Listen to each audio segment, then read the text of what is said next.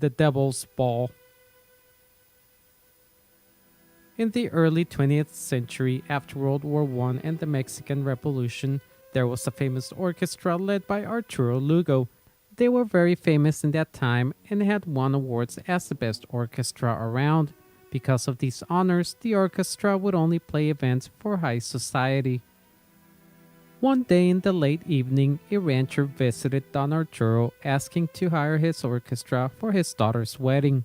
Looking at the man and how he dressed, Don Arturo told him that he would charge 100 pesos, which was a lot of money at the time, but that he could not take the contract as he was already busy.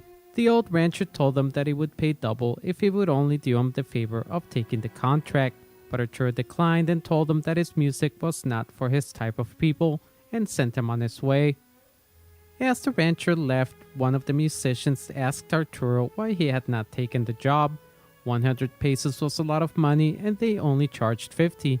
His reply was that the man was badly dressed, which meant that they would be playing for dirty peasants and that would bring the reputation of his orchestra down. He would only contract to prestigious people of high social standing. He then said that he would even play for the devil as long as he showed up dressed well and paid the required fee. The next day, a tall man dressed in a new and expensive black suit showed up. He was very refined in the way he talked and presented himself. He requested the orchestra to play for a ball that he would be hosting. They worked out the details and he gave Arturo instructions on what time and where to arrive.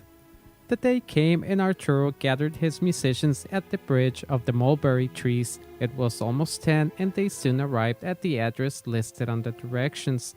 The home was on the outskirts of the city where the musicians knew that there were only abandoned plots and empty farmland, but in front was a small mansion that was decorated for a fest. When they knocked, the man from the previous day met them and took them to where they would be playing. It was a staged area decorated with red velvet curtains and seats for everyone in the group. The feast soon began and they played all their best melodies. They were served the finest wines and liquors, and after some time, one of the musicians decided to join in the dancing. While the musician danced, he noticed a woman who he knew had died a year before. She walked over to say hi and recommended that he leave as fast as he could. Scared, he went to Arturo and told him what had occurred. Arturo told the other musicians, who had also observed other strange anomalies.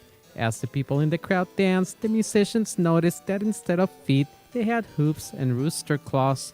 Alarmed at what they saw, they all left in a hurry without speaking to anyone or getting paid. In the rush to leave, Arturo forgot his violin on top of a red velvet couch. When he got home, he decided to return the next day to retrieve it and to make sure they got paid. The next day, he met up with a few musicians and they departed to the home. To their surprise, the mansion was gone. All they saw was a rundown shack that was abandoned and boarded up. Not wasting time, they called up the police and told them what had occurred. The police opened the door and saw the violin on top of an old wooden chair. The chair was covered in dust and spider webs, as were the walls and the ceiling. As for the description of the well-dressed man, no one knew who he was or if he even existed. Over the years, the story has been passed down from person to person, and before Arturo Lugo passed, he was asked about the story. He just smiled discreetly and neither validated or denied the events of that night.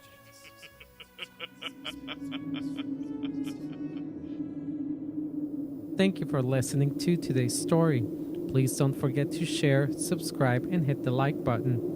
For notifications of new videos, you can hit the bell icon on the top right corner or subscribe on Twitter or Instagram. If you would like to contribute your own encounter or story, please contact me at the email below. Thank you, and keep an open mind, for there are things out there that are yet to be understood.